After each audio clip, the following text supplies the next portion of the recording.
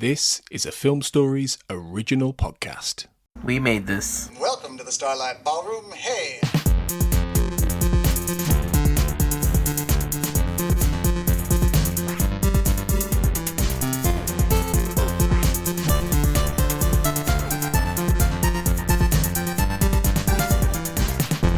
Hello, everyone, and welcome to Shipwrecked and Comatose, the Red Dwarf podcast on the We Made This podcast network. My name is Kurt North, and welcome to our Season 3 coverage. We're at Season 3 already, still a long way to go, but we are here at Season 3, and the episode we're going to be reviewing or looking at today is Backwards, and that is Episode 1, Series 3. It aired on the 14th of November, 1989. We're not even in 1990 yet. And joining me is, as always, for these main episodes, well, so far anyway, is Mark Adams. Mark, Season 3's here. What do you think? I think we've done pretty well, considering halfway through the year this podcast didn't exist. Yeah, it's been an interesting ride, and especially something that's actually becoming past dear to my heart. So, you know, having a good group of people. Backstage, we recorded the Christmas special, which will have aired by now. So that was good with all five of us. So it's all good. And of course, we always have pandemonium, Kurt. But it was fun pandemonium. But it was don't say it was good. I'm just glad I didn't edit that one. I'm glad you edited that, because fucking hell, 5 people on a podcast once a year. It's definitely not the future. It's definitely a one-off or one per year, as you say, yeah. But also, obviously, as always, we have one of our regular guests on the show, and this week we have Matt Latham. Matt, how are things going over down yonder? Yeah, I'm fine, thank you. Yeah, I'm ready to talk about Red Dwarf. Yeah, absolutely. Just another side project from Pick a Disc, and. How was Pick a Dick? Pick a Dick. Pick a Dick. Now I'd listen to that, mate. That sounds well good. I'd at least listen to more than just the odd episode of that compared to Pick a Disc. you say that you're not the first person to make that Freudian slip. Right, well, to be fair, it's good to know. To be fair, I mean, that's happened more than once, and I am on the verge of changing the name to something slightly more easier and less prone to it. So I am kind of thinking of going with solicited disc picks, but I don't know about that as a name. But I can see the Freudian slip already. Absolutely. What Freudian slip? That's Freud proof. I don't think it is. Anyway, we're here to talk about Red Dwarf. We're here to talk about Season 3. Just before we begin for Backwards, Season 3, I know, Matt, we talked about in the specials with the 3 million years stuff, that obviously there was this big change in style and stuff. But Mark, this is your first opportunity to actually talk about this. So Season 3 has a stylistic change. They brought in a lot of people from Doctor Who, which I know is dear to your heart. But what do you make to the change in style and the new obviously they've got a bit more money and stuff like that, and obviously the introduction of Starbug 1. What do you make to it? So the very first note I made for Season 3 Episode 1 was yay for the proper theme. And for me, because I went back to watching Series 1 and 2 after I'd been watching, I think 4, 5, 6 and maybe 3 and then 1 and 2. This feels more like the Red Dwarf that I knew, or at least the first Red Dwarf I encountered. And yeah, it does feel almost like they've doubled the production values overnight. They did, yeah. I mean, I was watching the quarantine YouTube videos for these 2 episodes for the next 2 weeks, just today, and they actually talk about, did they get any more money? And Ed By had said that they did get more money, but it was really more on that they were doing more location shoots rather than actually having more special, money for the special effects as such. So it's obviously the people that bought on, like Peter Wagon and the like, that obviously had this style and this change, costumes and all that kind of thing as well, which I'm sure we'll talk about as we get into it. I mean, do you like, obviously the style feels more sci-fi and stuff like that as well, doesn't it? Yeah, I think it just had a little bit more pizzazz. I feel like the first 2 series were quite understated and benefited from that. But this, they clearly wanted Crichton back permanently, and they invested in that, and they changed the theme. It just felt like it was like it had. I really hate this term. But it felt like it was on steroids. Right. Okay. Yeah. Yeah. I hate that term. It's so fucking lazy. But you know what I mean? It feels like it had a shot in the arm, and they created the Red Dwarf that in my head, the 3 to 6 were the strongest seasons. Yeah. Yeah. No, I think we'd all agree with that. You look at this episode and the two that follow it as well. I mean, season 3, I think a lot of people would say is one of their favourite seasons, but you've got Backwards, you've got Marooned and Polymorph. I mean, those aren't bad titles to have as your 3 episodes of the first season for the third season, is it? No. I mean, it starts well. I mean, again, I pretty much I've rewatched all of series 3 recently, and I watched Backwards and Marooned. About pretty much about 20. I finished about 20 minutes before we started recording, and particularly with the 2 I'm guesting on, really quite strong episodes. I mean, Backwards, I think, doesn't hold up as much as I remember it holding up, if I'm completely honest. But I think that might be because of the podcast and I rewatch series 2. Is that for me, rewatching series 2? I feel like that's actually one of low-key the perhaps unsung classic series with like almost practically perfect. I think you're right. I think that the series 1 and 2, having rewatched them as a 42-year-old man rather than a 15-year-old boy, they are grossly underrated. Particularly with the second series as well. I think as we get into number 3, the sci-fi in the sci-fi comedy kind of kicked in, and they was able to go into their kind of new direction, and I don't really. I'm trying to stop myself from kind of talk about Marooned, but they're like a lot of the kind of setup that they did and like kind of episode structure of the previous series, kind of gets lost. So you don't have a lot of the bunk scenes that like last half an episode. And builds up and pays off later on. But on the flip side, you get something that looks like it actually is in the future. It looks, you can actually say it's science fiction, and it looks science fiction. Yeah. And to be fair, the first 3 kind of are like a nice new soft reboot. Like one of the first of many soft reboots the show does, to kind of say, yeah, this is what we think we'll probably do now.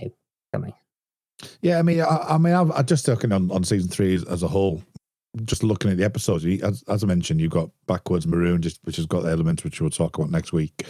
Polymorph, which is again the sci-fi thing. But then you get to like Body Swap and Time Slides, and Time Slides to me could quite easily, in some ways, fit in season 1 or 2.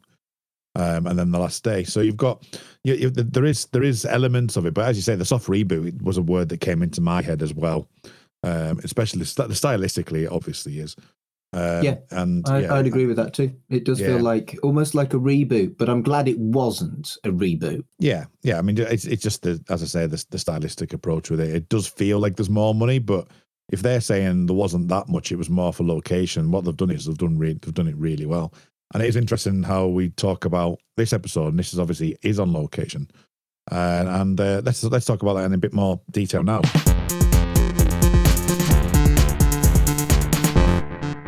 It starts off with the series 3 scroll, which is Red Dwarf 3. The saga continues. The story so far: 3 million years in the future, Dave Lister, the last human being alive, discovers he is pregnant after liaison with his female self in a parallel universe. His pregnancy concludes with the successful delivery of twin boys, Jim and Bexley. However, because they were conceived in another universe with different physical laws, they suffer from highly accelerated growth rates and are both 18 years old within 3 days of being born. In order to save their lives, Lister returns them to the universe of their origin, where they are reunited with their father, in brackets, a woman, and are able to lead comparatively normal lives. Well, as normal as you can be if you've been born in a parallel universe and your father's a woman and your mother's a man, and you're 18 years old 3 days after your birth. Shortly after, Crichton, the service mechanoid who has left the ship after being rescued from his old crashed vessel, the Nova 5, is found in pieces after his space bike crash lands onto an asteroid. Lister rebuilds the Noid, but he fails to recapture his former personality. Meanwhile, Holly, the increasingly erratic Red Dwarf computer, performs a head sex change operation on himself. He bases his new face on Hilly, a female computer with whom he'd once fallen madly in love with. And now the saga continues. So, thoughts, chaps? It's a cop-out, but I'm glad they did it instead of Doodad. No, absolutely. Yeah, same. I mean, I don't think I've. Is it Dad? Dad was a script, wasn't it? Did they release it online, or was it actually animated? Or am I getting confused with? Yeah, it's a script that they had Chris Barry read out, who basically did all the voices, and it's an 8-minute thing that you can watch on YouTube, and we covered that just before the Christmas special with Colin. Yes, of course, that I listened to when it was released. Absolutely. Yes, yes, of course. Now, I actually saying that, I keep getting confused with. I think it's the identity. Is it the Identity Within, which is the cat-focused one that was a DVD extra? Because I definitely remember that one. But we're going to get to them all eventually. Yeah, but no, yeah. Again, I think it is a bit of a cop out. But then again, I think perhaps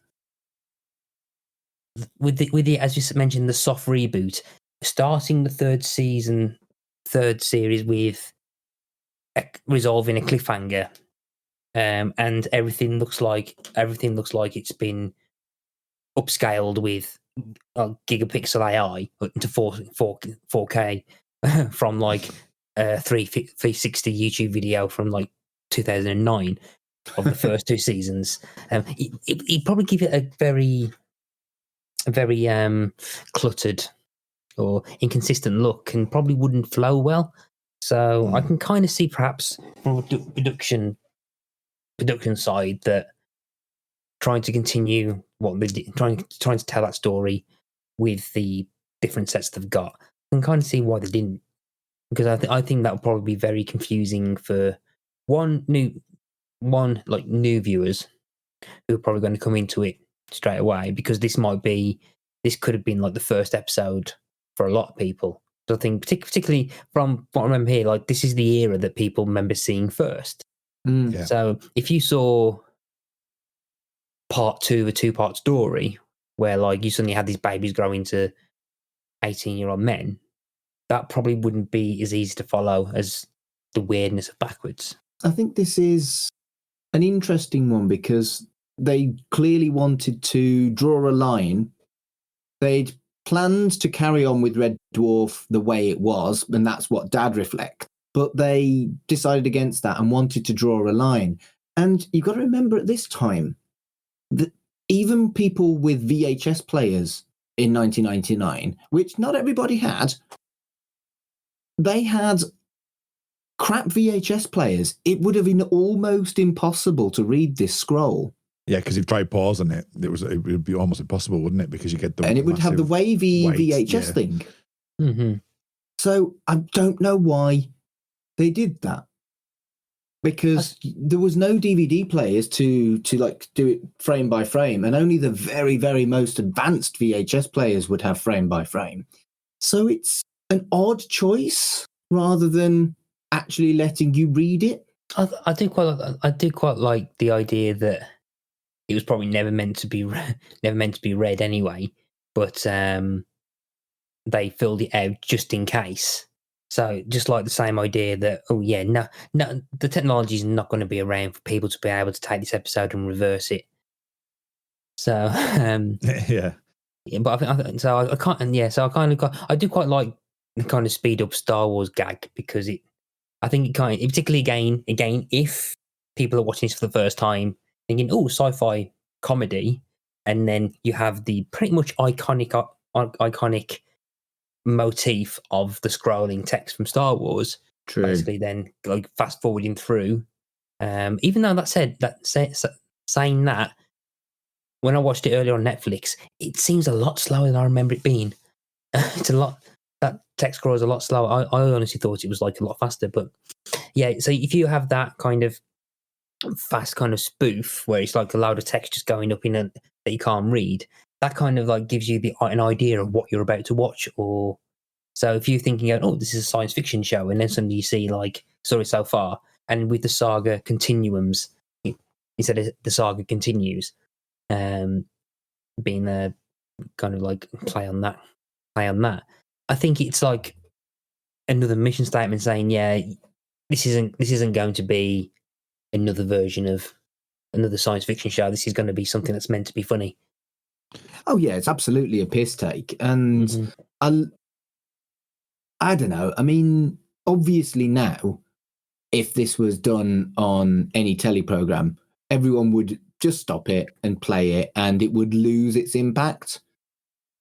And I do feel like this has a little more charm than when they did it for the USA pilots, but it was an odd choice, I think. Yeah, I mean, but it's interesting though, because I mean, I know this is later in the episode, but we can talk about it now.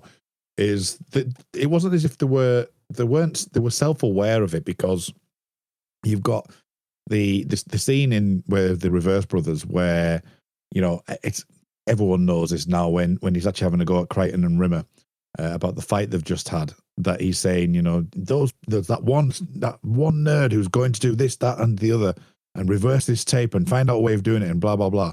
So they know that that it's going to be capable to do that, and I actually like that as forward thinking, that they're not like saying, well, this isn't going to ever be read ever again, and they took the time of it, and I quite like that thought of it. But I think it would have been interesting, and I think, Mark, you're the same. I'm not sure, I can't remember what you said, Matt, but I definitely didn't see these in order. So the fact of not seeing 1 and 2 and then jumping into 3, I've always seen this as a jumble anyway. So it just would have been interesting at the time, had I watched it season on season, how much of a jarring change this would have been, and would I have accepted that scroll? It was just like, oh, what's happened here? What? How come Crichton's all of a sudden here? So it would have been interesting to think about it in that way. Yeah, you're right. I'm in exactly the same boat. I definitely watched the later series before I got to watch 1 and 2. And I think it was Colin who said that they actually stalled on releasing 1 and 2 because of the production values. It wasn't actually possible to watch them on VHS in order if you were buying them when they came out, kind of thing. Yeah, which is curious in itself, isn't it, really? But yeah, anyway, so moving on to the 2 opening scenes, both of which are up there in what probably my favourite moments of Red Dwarf. But we'll start with the first one, and that is the Wilma conversation. Matt, well, what do you think? What do you think to this bunk scene? Obviously, it's new bunks. It's there's a whole new thing. And Mark, don't worry, we will get to that hairnet, so don't worry about that. But Matt,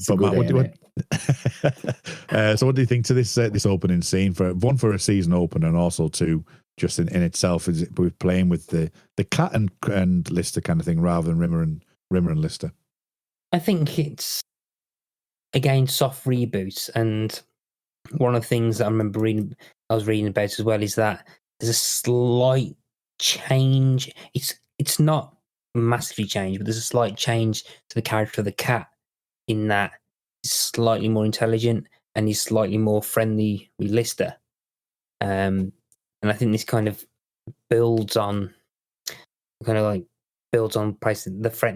friendship that will probably be is probably going to be the same for most of the for the show and stuff, and does it in kind of like a funny way that I think highlights just how desperate and lonely these men are. Well, this man and Cat are, and oddly also again a very relevant and 80s reference in the Flintstones.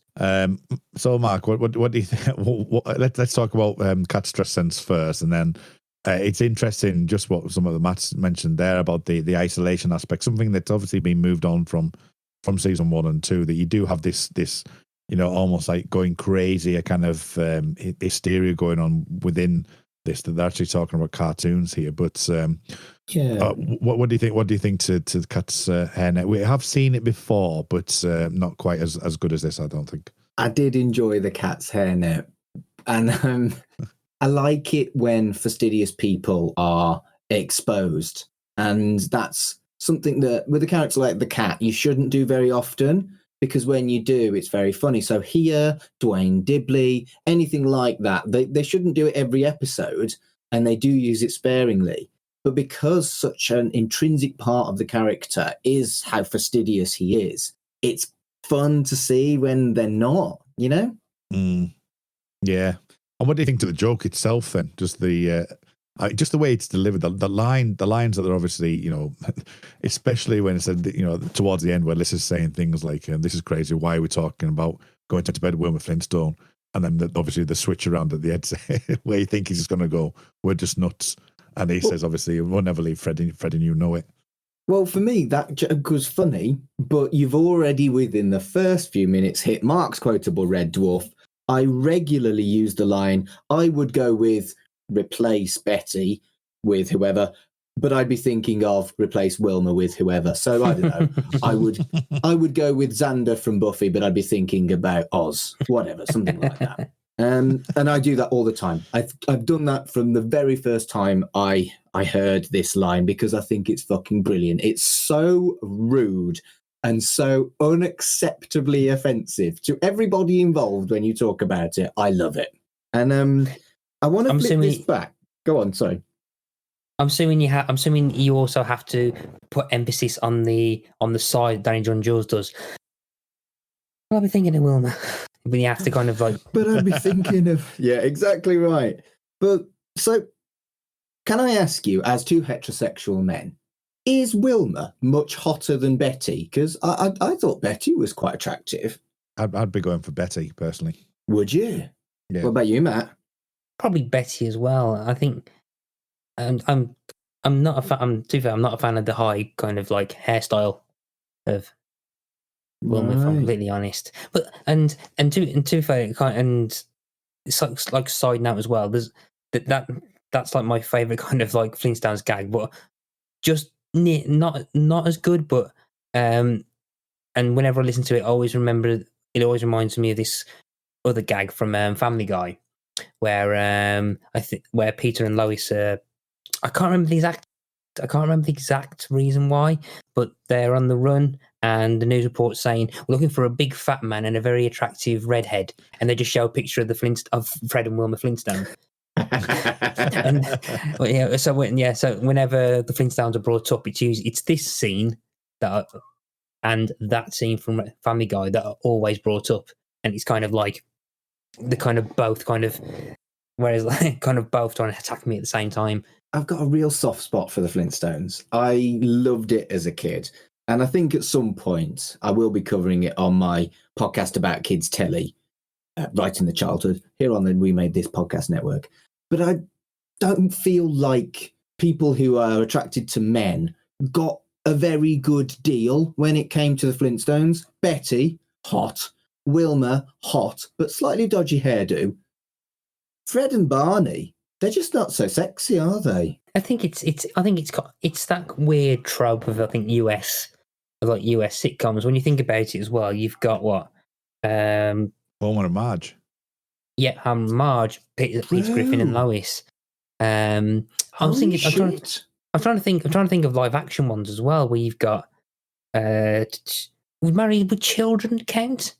I think maybe, yeah. Yeah, good grief. Because like Albon, was it the honeymoon? Was it the Honeymooners as well? Honeymooners, which is the famous one where it's pretty much where like the punchline at the end was domestic violence. One of these days to the moon, where I think he was like Archie Bunker. I think the character was. Am I getting like? That doesn't sound like a very nice television show. If the punchline is domestic violence, then it's absolutely been like ripped to piss now. Okay, good. But I think the main character was basically the kind of the influence of Eric Cartman to there. So if you kind of think of it like a Eric Cartman in his 40s as a postman, I think his wife was kind of like suddenly more attractive than perhaps she should have been for. But I'm pretty sure there's probably loads of other instances where he's kind of like the layabout slob and the attractive wife which is always been a kind of trope throughout US sitcoms. And if I know, I would have actually done a lot. I would have done a lot more research if I knew he was going to be talking about this, because there's loads of different things, and in terms of the reputation of the American family. There's American shows that I'm thinking of that I can't honestly remember what they're called, but I can see them in my head, like, and I can see characters, and I know what you mean. It definitely has that. I mean, if you want to go slight, not rude, but you could probably say later seasons of Friends with Chandler and Monica, but you're such a bitch. That was savage. Joey and Elle McPherson. Yeah. Or whatever she was called. Janine. Was it Janine? I can't remember her name now. But anyway, enough of our Friends rant. But that's an interesting subject, actually, thinking about, you know, the way that Americans portray that aspect. But the next scene that we get, I mean, Mark, you know, I'm not a person to go scene by scene, but this one for me, I think I said one of my favorite moments at the very beginning of all this was this particular scene, and it's the Starbug 1 driving test.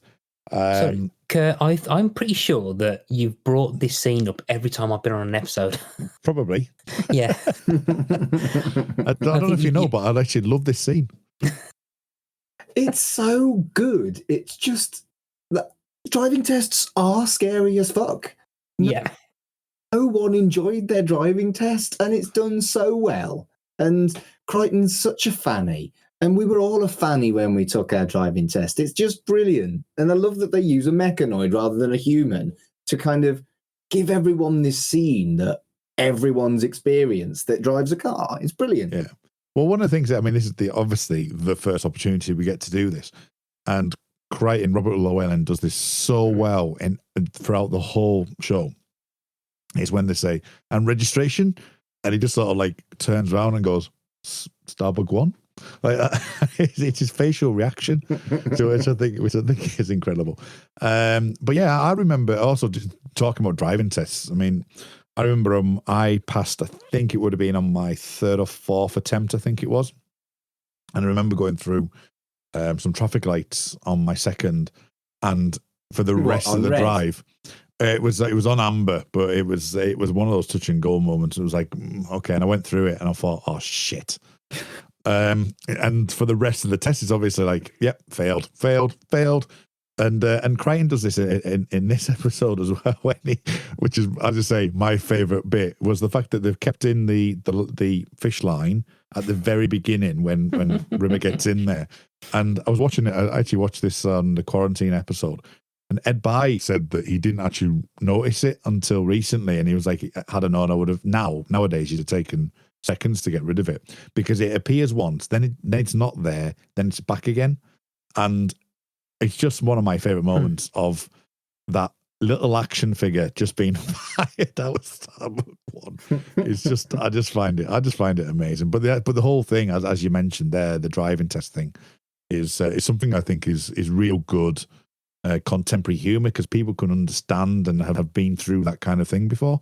And that's the thing about sci-fi, isn't it? Sci-fi isn't supposed to be really kind of hard and futuristic. It's supposed to have a futuristic setting, but reflect the current society it's written in a way that makes it easier to satirize or easier to attack or easier to just take the mickey out of in this case. And it's just so well done. I bloody love Red Dwarf. And every kind of like show that with a fantasy or science fiction thing that does something relatable in society, or just or stuff like as trying to take your driving test, it gives them a sense of relatability that you can kind of laugh at, but applying it for futuristic concepts and stuff. And yeah, so it's like the stuff that, can you read the registration, or when he's going through the what does that sign mean? What does that sign mean? What does that sign mean? And it's just like it's the Space Corps directives thing where you just go for the silliest thing you can think of, which makes no sense. Yeah, but and it's an easy laugh, but it's still quite... like that, like the danger. Space mirages ahead. It's like, it actually makes no sense, and it is just there for gag's sake, which I like. The What I particularly like it as well is that it's a new pairing as well, because you've got. I've already mentioned that the first scene is the cat and Lister, which we've seen before. We know their relationship if you've been and seen, the first two seasons. And I know Crichton obviously appeared last, in the beginning of season 2. But the Rimmer Crichton thing, I've joined them together, and Rimmer's true to form. He's exactly what you expect Rimmer to be as well. He's very kind of like, he has the empowerment of the driving license thing behind him, hasn't he? He's the driver instructor when actually he's just, and even himself, even then he can't get it right because he's still going. Well, what is it? It's a time hole. And Crichton's saying it, everyone's saying it. Rimmer's just going. A time was a phenomenon rarely seen in space, which legend would have believed transported to another part. Blah, blah, blah. And he goes, "That's a time hole." But I think it's true to Rimmer's character, and I like the fact that they're actually playing with that as well. Yeah, it's a nice introduction of who the, in inverted commas, new Crichton is. He's timid and aims to please, a bit hapless, and some of the other characters are funny because of the jokes they crack. Sometimes the cat will crack a joke where he knows he's taking the mickey out of another character. Similarly with Lister, where he'll actually make a joke as a joke. Whereas Crichton never cracks a joke. He's funny by his mannerisms and his haplessness. And again, I feel like this is really good at establishing what this, again, in inverted commas, new Crichton is going to bring to the show. I've only just, as you were just speaking, Mark, I've only just realised that, like he's saying, there's like a lot of the humour from Crichton is the physicality that Robert Llewellyn kind of does with the way that he walks and stuff. And then I just realised that pretty much it's a different kind of physicality that the other three do as well. I mean, Chris Barry's has got a very certain style of movement, kind of rigid, kind of attempting to be rigid, kind of like military-esque, that he balls up all the time. The cat is, kind of the smooth, kind of like he pretty much glides through, whereas Lister balances the slob and the heroic, and they somehow managed to find a fourth, completely different physical movement that fits in with the other three, and doesn't feel like it's aping anyone else as well. So like it's just one. I mean, there are many different reasons I think that Crichton works in the ensemble, but just the way he looks, the way that he's moved, and because I think he's a lot smooth. I think David Ross, thinking about it, is a lot smoother and less robotic. I think if you go back and watch Crichton Series 2, he doesn't have the same kind of like jangly, like kind of sudden movements that Robert Llewellyn does. Robert Llewellyn, you do kind of have the idea that it's an actual robot, and kind of judders and stuff, and kind of walks funny. Where if I remember David Ross rightly, he's a lot more human, or he's a lot smoother in his actions, and a bit less funny to look at, as Llewellyn does. And I think Llewellyn here pretty much manages to do that straight away in his first scene. Kind of has this physicality in him. They even do the editing trick to make him stutter by basically repeating the same, just looping the video over and over again, but making it look like he's juddering as a robot. And it's just like fits in it. It's like that missing piece in the ensemble, and it's a great first scene. It is, yeah. I mean, actually, strangely enough as well, and I know we've, Matt, I think we briefly talked about this, was in Body Swap. There's actually the first scene he actually ever filmed was in Body Swap rather than this one. And there's been discussion on whether Marooned was actually, a lot of Marooned was filmed before this episode as well. So it's interesting that we're coming in direct straight into this, and he's had maybe a bit more time, because in Marooned he's definitely a lot different than what he is in this episode. He's also got a completely different accent. He's completely Swedish in the last scenes of thing, and because I never noticed it until like an hour ago. Right, okay. Yeah. But it's, as I say, it's interesting. I think obviously production wise, this episode obviously takes place in Tatton Park of all places a lot of the time, up in Manchester. I didn't know that. I go to Tatton Park. I had a socially distanced walk with my mum and dad in Tatton Park not so long ago. Well, we'll have to meet up there because I've got family in Altrincham. So we'll have a social distance. It was nice, but I couldn't give my mum a hug, which sucked. I haven't given my mum a hug in 9 months. It does. But it was still nice. I had a walk with my mum and my dad. We had a social distance picnic, and my mum couldn't go to the loo because they were closed. Yeah, that's another story completely because I'm in the same boat with that. We get loads of people coming up to our work because of that, because a lot of like the Lake District is closed off and there's no toilets, and they all end up coming to me, which is great. Lovely. Yeah. So yes, at Tatton Park, it's a lot of backwards actually was filmed there. When we do get to this, there's a couple of things in these scenes actually when the crash land that the I don't know if you noticed, but the fish are absolutely humongous. Did you see the fish in when the ships actually crash landed? Were they koi carp? I don't know. I've never noticed that. I mean, no.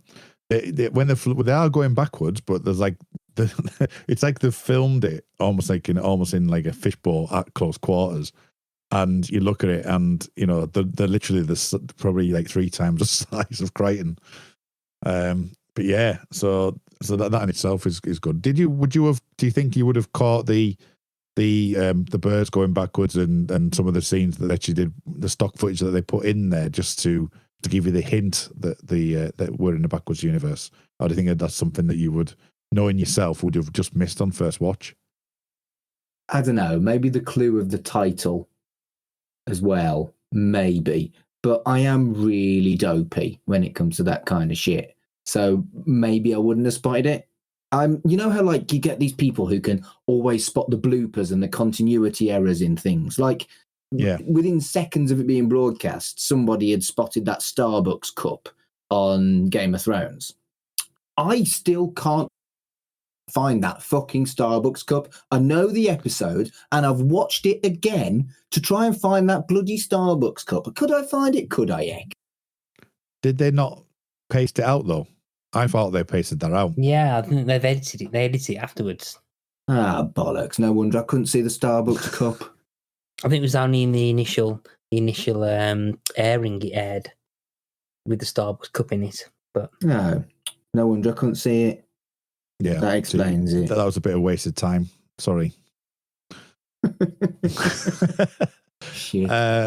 But we do get this is the first thing of Crichton having Holly on his chest as well. That we've get the scene with Holly, and this is obviously Hattie's first scene, pretty much, with regards to like sort of her using there's like an amalgamation of the two, isn't there? There's the bit of like trying to work out what day it is. What did you think to this idea that Holly was being ported around by Crichton? I liked it. And I did feel like the first line that she had was very Holly and established that, you know, we have got a new actor playing the role, but she's going to be funny because it was funny. And I love Holly on Crichton's chest. I think it was a great idea. And whoever thought of that deserves a pint. Of Erskib.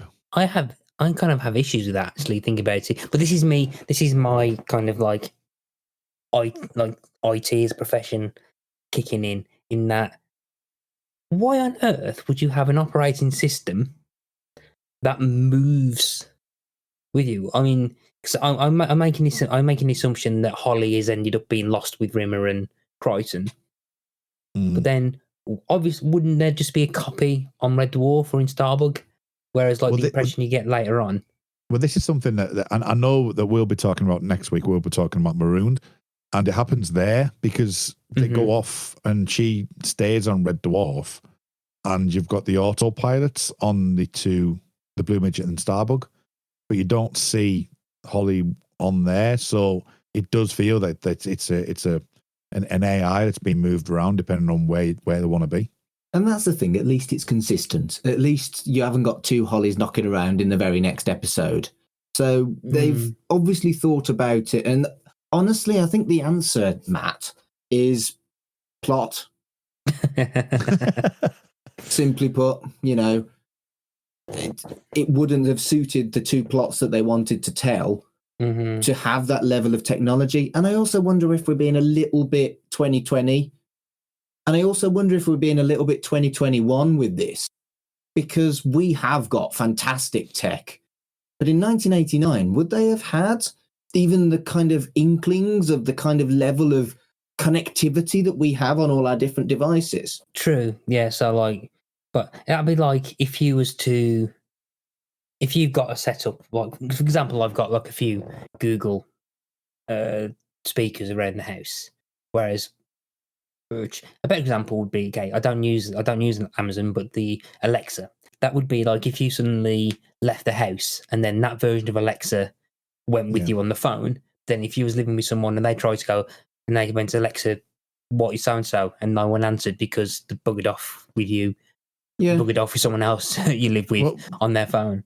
Well, that's an interesting debate, because you've got you would each have your own individual person, wouldn't you? I mean, I don't know if you've seen the film Her, but that's an operating system, and basically Phoenix falls in love with, and there's a whole aspect of different kinds of things with that, and there's that very issue about that it was his operating system, but then she wants more. So it's kind of like the fact of what is, you can almost get into this debate of what is AI again, because it's like, that was not without spoiling Her. I don't know if you've seen it, but there's an aspect of, is it his? Does he own it? Or is it an actual person? Or an intelligence? And then for Red Dwarf, would that not necessarily mean that Lister would have one? Rimmer would have one. There'll be that aspect of it as well. And would it be a walking, like a walking Rimmer in some ways? Because effectively, that in some ways is what Rimmer is, even though it is originally based on a person. Yeah, I think there's definitely a deeper sci-fi kind of artificial intelligence thing going on with Red Dwarf, in as much as Holly is very much considered a personality that they talk to as if they are human, in the same way they would talk to Rimmer as if he's human, even though neither of them are. And, neither's the cat, thinking about it. I'm wondering whether in like 21, in 100 years from now, you're going to get artificial intelligences praising the ingenuity of Red Dwarf for being a show that has more representation of artificial intelligent life forms than human life forms.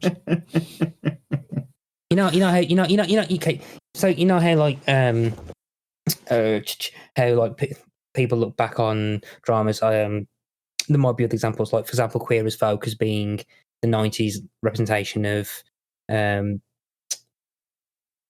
homosexuality on TV. I wonder if people will look back on the Red Dwarf, or artificial intelligence will look back on that and go and think that this will be a good representation of that. Because I just realised there is 3 characters that are technically artificial intelligence and only one human. So I don't know whether you've rewatched Queer as Folk recently. I've never watched it, actually. It has not aged well. Oh, okay. The main protagonist, who is portrayed as a very capable and person that you would aspire to be in the gay community, is a rapist. Okay. And it's statutory rape. He knowingly has sex with a 15-year-old boy. And it's not great. Okay, yeah. The sex scenes, right. So none of the characters, right, let me see how I can answer. The sex scenes aren't anywhere near as raunchy as I remember them being when I was 17 or 18. And the plots, whilst they were deliberately controversial, they are now quite unpleasant. It really does portray almost all of the gay characters as deeply, deeply unpleasant people. And the one character that isn't deeply unpleasant is, well, he's a bit of a sap. Okay. Okay. It has not aged well, I'm afraid. Okay. It was I've not. Well, I've never watched it. I was trying to think Russell of T. an Russell example. T. Davis wrote that, didn't he? He did. Is that right? Yeah. Yeah. Yeah. I was trying to think of an example to link to the representation of AI, but But no, I think you have got a genuine point when it comes to how there's a level of acceptance and equality, and I don't even like the word tolerance because it suggests that, you know, tolerating gay people, like there's something to tolerate, you know, but there's a level of non-prejudice amongst all of these characters. They are treating each other as entities rather than I'm this type of entity, you're this type of entity. They're treating each other with respect. Do you know what I'm getting at? Yeah. yeah, it's like Rimmer. I don't like you. It's not that I do. I was going to say. It's not that you're a hologram. I don't like you. It's because you're a smeghead that I don't like you. Yeah. Yeah, he's And never it's prejudiced. Yeah, and it's the same with Holly, isn't it? It's like, you know, you've got an IQ of 6,000. Really? Yeah, but it's not a thing against the AI. It's more against the person or the thing, and it's classed as banter, isn't it? The way that they play it off. You know, because even in Queeg, you know, you're saying you thought I read my book of encyclopedia from such and such. You know, there's always that frivolity with them all, and it's not. It never feels like it's in. It never feels like it's directed at them with any kind of malice, and I think that's a big point. Yeah, there's no hate.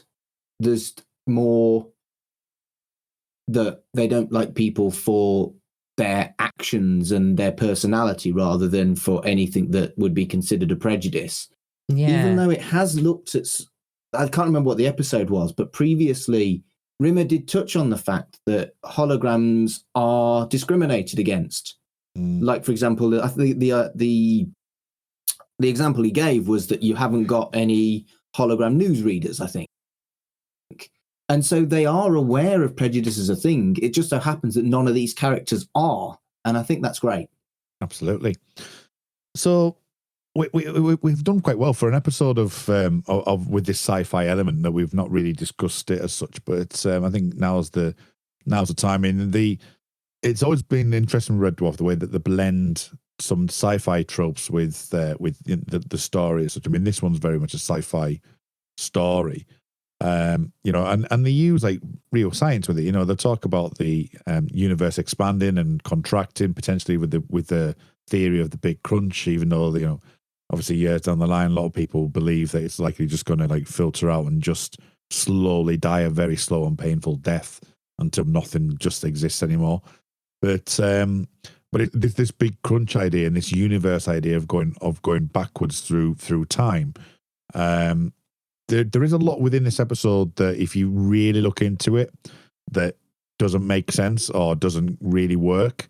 But as a concept and as a comedic concept, I think it does a great job of actually showcasing what kind of humor you can put out there. Now, obviously, one of the first things that they talk about is the you know, in the cafe when they look through the some of the stuff in the newspaper and things, but. I don't know about you, but supposedly, Mark, this was there was the scene where before they get to the cafe was filmed in Market Street in Manchester.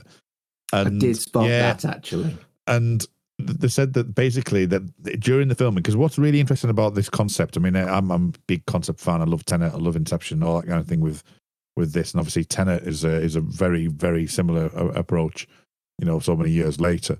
But the fact that the very concept is Ed Bye has to work out what he's going to film forwards, what he's going to film backwards, how it's all going to be edited afterwards, because obviously there's a lot of editing to do this, because there will be very different things happening at the same time. Scenes that are filmed forwards, scenes that are filmed backwards, just to get the scene working.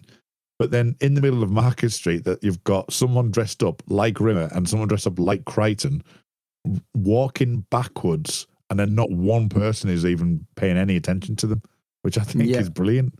Yeah. Is that a commentary on Manchester at all? Or? Manchester's people are the best people. But I feel like when it comes to all of this, the actors, including the extras, all did incredibly well with the kind of big movements to emphasize that it was going backwards. It was really nicely done, I thought, and really thoughtfully done. Well, yeah, I mean, I think was it Rob Grant? I think Rob Grant and was one of them. I think is it Dave Agnew? I can't remember his name now. I think it's Dave Agnew. Was the other? So they're actually using people actually within the show. No, I didn't know that. Huh.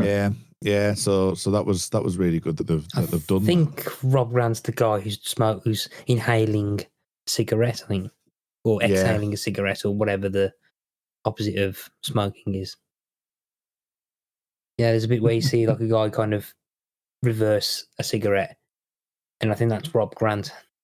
Yeah. And what really does date it though is when you get into the cafe and you've got the woman who like sort of pours the ashtray onto the onto the tablecloth and things like that, which was nice to see. But what do you think to the concept, Matt? Was it something that you would levitate towards as a concept in within this show? Is it something that you particularly enjoy? The concept is great, and this is the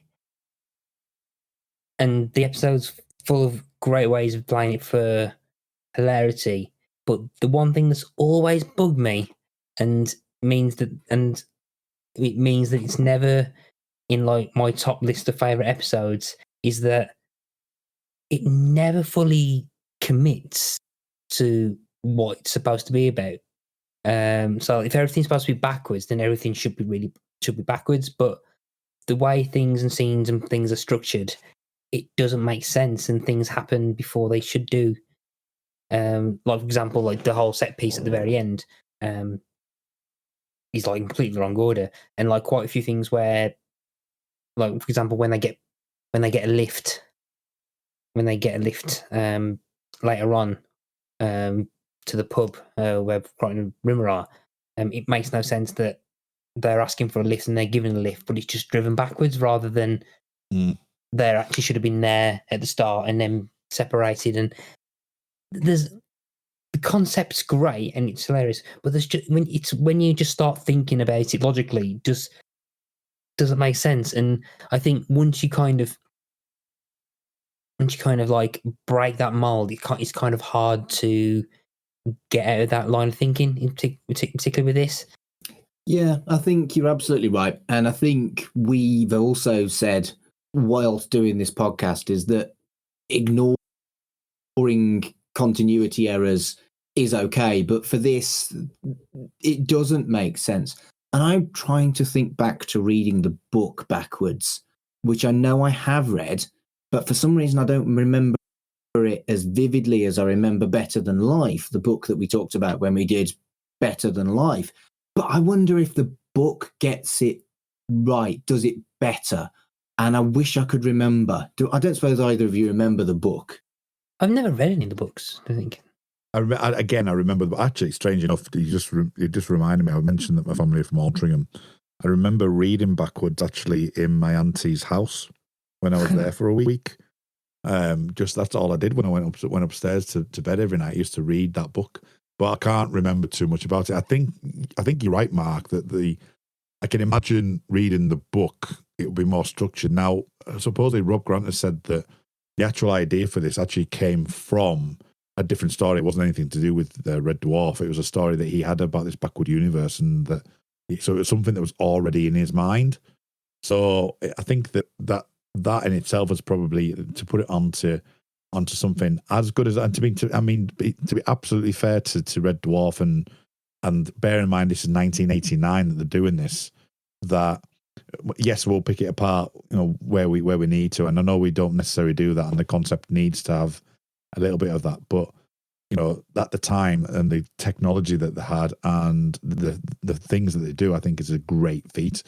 And I agree. You can look at the bar fight and wonder, well, what started the fight? If you look at the bar fight, the fight begins with List had been unpunched, but that's right after he right before he chucked the pint glass over the guy, and then you go back in time to when the fight starts, and the fight just stops.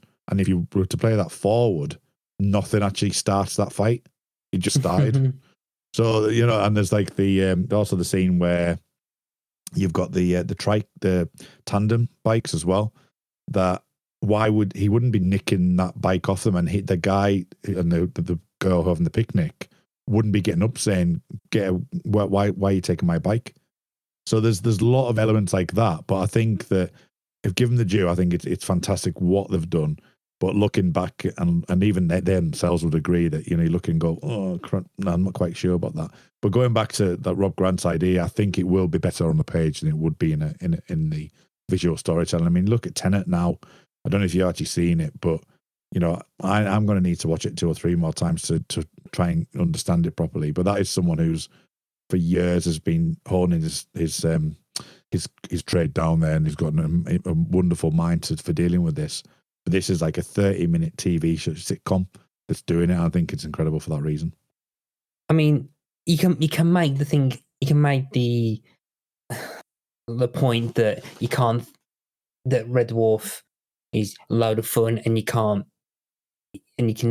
just knock points off because of how the kind of plotting and the implementation of the concepts of this episode. But there have been other episodes where the science fiction concepts have been really well done, and again, I think it's more a case of the individual moments of this episode that are really funny and memorable. But in terms of plotting and nailing what the premise is, other episodes have done it better. And I think Backwards kind of loses something because of that. I mean, I think other episodes might not have as many moments that are individually funny than perhaps Backwards, but in terms of a plotting thing, as I said earlier, that's one of the reasons it's not as high on my list as other episodes. I mean, Matt, going to that then. I mean, what do you think over the course of this episode, the first 2 scenes, like we said at the beginning there, are kind of your typical Red Dwarf kind of moments. But during this very thought of the concept and the use of it, I think the bar scene as a fight scene is wonderfully put together. I think it's a great scene, and that's a technical aspect more than anything else. But particular moments for you, Mark, what would you point out in this episode that you believe is memorable, or is the funnier moments that you really enjoyed within this episode as a whole? I think that there is a flawed concept, but I'm not sure it matters. And there are some incredibly memorable things, like the cat having a reverse wee and then his face, and stuff like... I've never thought he'd weed. I thought he was going for number 2. I thought it was number 2 as well. Well, I assumed wee because, mind you, I was going to say it would be particularly unpleasant through that. No, I'd always assumed a wee. But anyway, face is the important part of that. That was what the funny was. And stuff like the Wilma Flintstone gag is an infamous gag from this show that everyone who likes Red Dwarf will remember. And they used it in the US as well. They remade that scene for the US. That's probably how much they banked on that scene. Mm-hmm.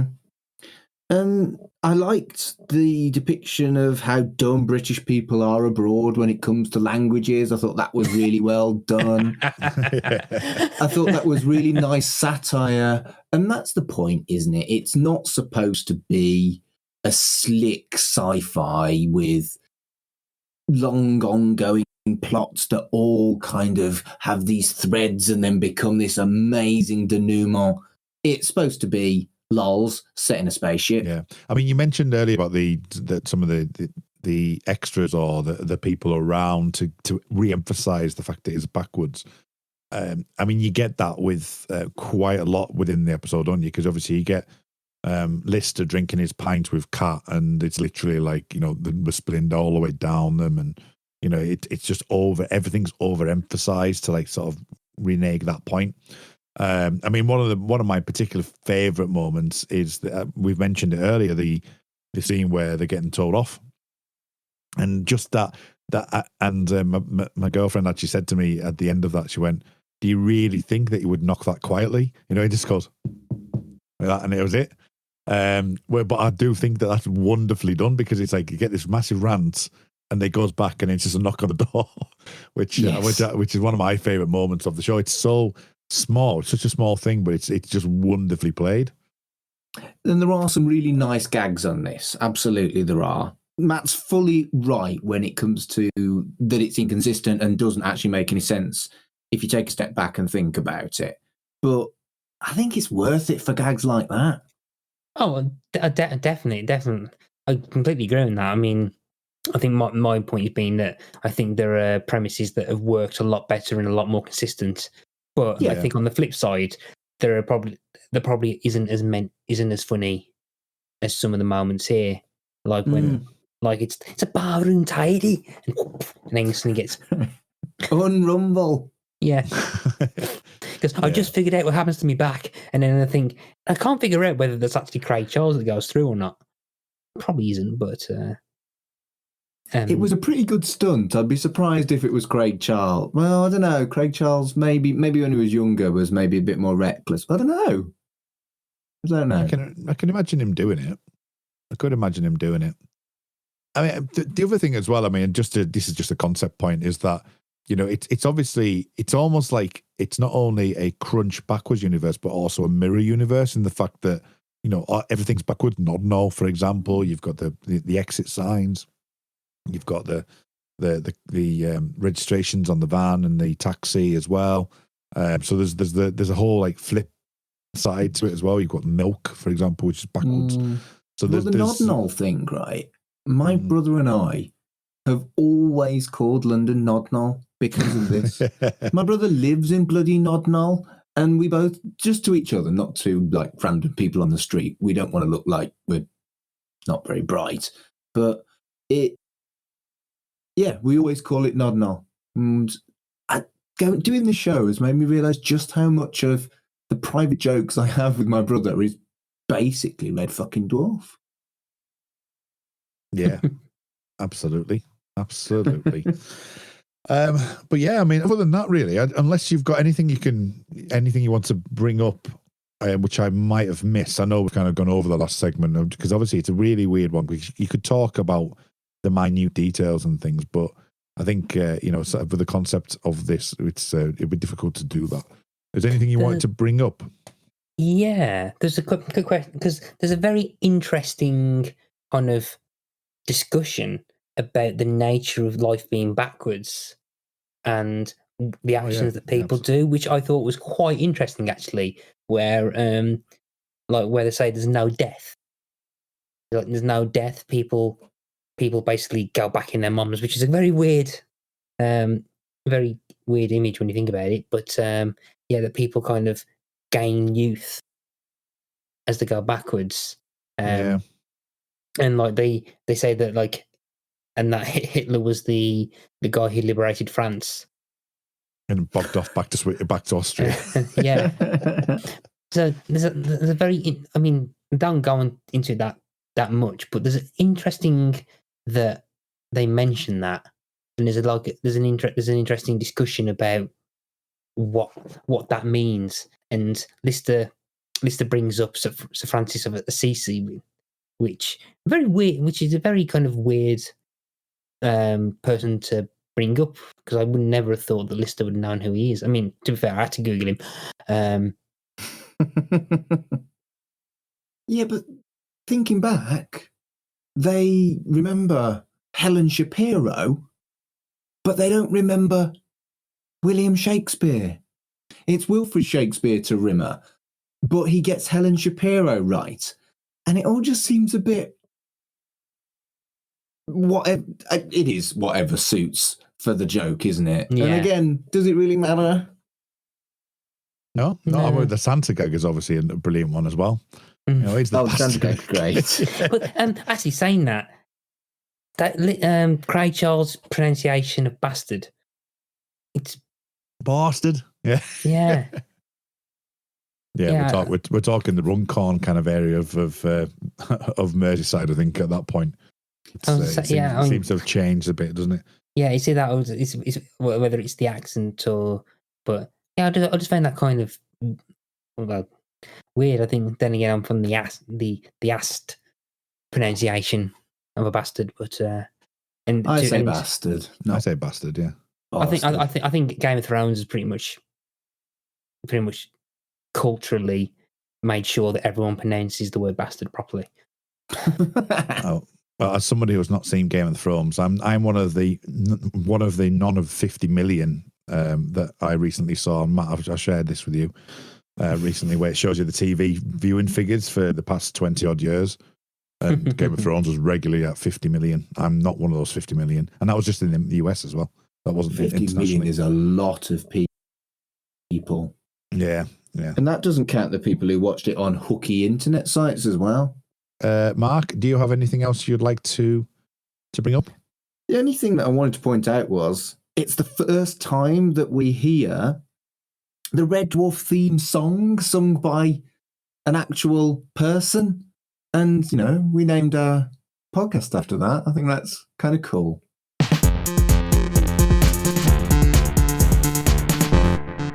So before we depart and set our course back to Red Dwarf, Mark, where can people find you online? I've got 3 other podcasts. First up is Super Tap Film Club, where on a weekly basis I have a look at usually a B movie or a stupid ass action movie with my friends Malachi and Fletch, and we have a jolly good time and a chat about that. You can find that at Tat Club on Twitter. I've also got Right in the Childhood, where me and my mate Fraser take it in turns every fortnight to pick a treasured childhood television show and showcase it to the other one with the hope that it's as good as our memory remembers and it's not shite. That's RITC Pod on Twitter. And finally, I have Life's Milestones, which is a podcast about birth and naming ceremonies, weddings and relationships and funerals and death. That's based on my job as a humanist celebrant at Life's Milestones on Twitter. All of those are available on whatever platform you are currently listening to Shipwrecked and Comatose on. Excellent stuff. Matt, where can we find Pick a Disc? You can find solicited disc pics on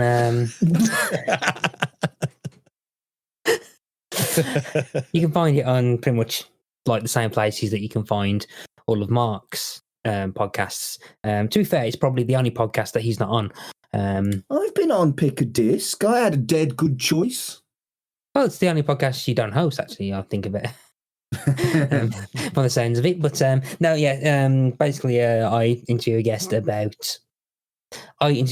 an album they picked for whatever reason, and as we are now in 2021, we've now just reached 2 years of age, which is mind blowing. I'm into the 50s in terms of episodes. So if you're not listening to, I've just released a Christmas special, and there's a bunch of little mini episodes where I've talked about my favourite albums of 2020 of last year.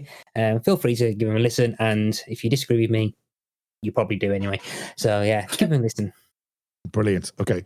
And if you want to get some ear skip and listen to me, you can listen to me on Make It So, a Star Trek Picard podcast that is hosted by Mark Adams. What? Do you not post that? Oh, do you not host that one? I'd have a go, but I nearly went on the one about Lower Decks because I watched that. I nearly went on that. Nearly. My favourite Mark Adams podcast is Serial. Anyway, so you can find me on Make It So, the Star Trek Picard podcast. Whenever that may be airing, we'll be doing some specials coming up, hopefully going to cover The Dark Veil, which is a Star Trek Picard prequel book. So that's always good to listen to. The X-Cast, the X_cast, which is the X-Files podcast.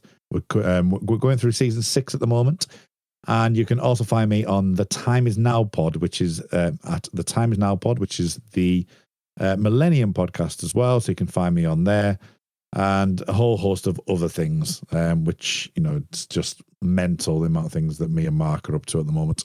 But thank you very much for joining in and speaking to us again for this week. We'll see you next week for Marooned. But until next time,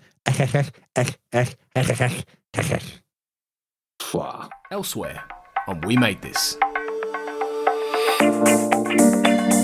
The time is now a Millennium podcast. but no, I mean, I will say that Rise of the Machines also kind of like argues against Terminator 2, of course. Back to where it was. Like Rise of the Machines, like then goes, maybe they're both right, and shrugs its shoulders. It's like, maybe you can prevent Judgment Day, but only for a little while. And it's like, that's not an argument. Pick a side, pick a lane. You can either change the past or you can't. None of this wishy-washy. You can change it sometimes, but you can't really change it. So it all balances out. Yeah, no, pick a damn side.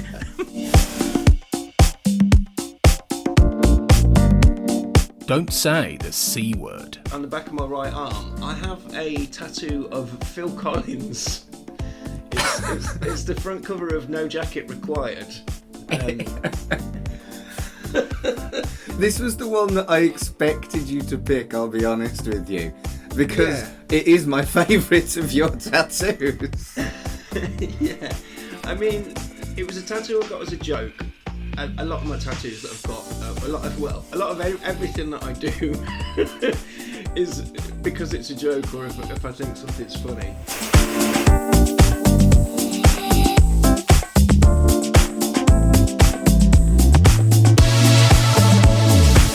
We Buy Records. Eric Clapton and Van Morrison have released an anti-lockdown song. How do you think about this?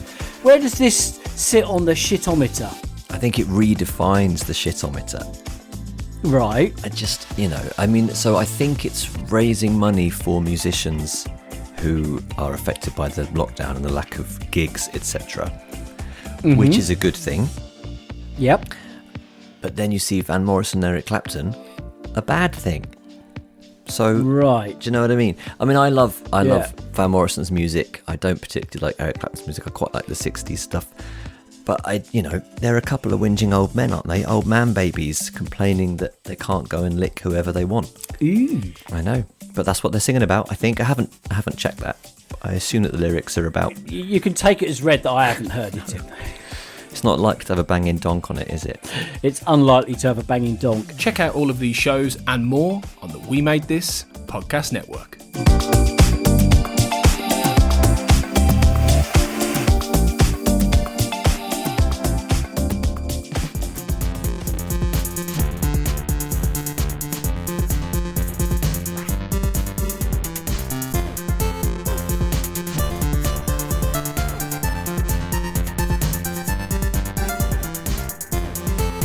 Shipwrecked and Comatose, a Red Dwarf podcast, was created and produced by Mark Adams and Kurt North.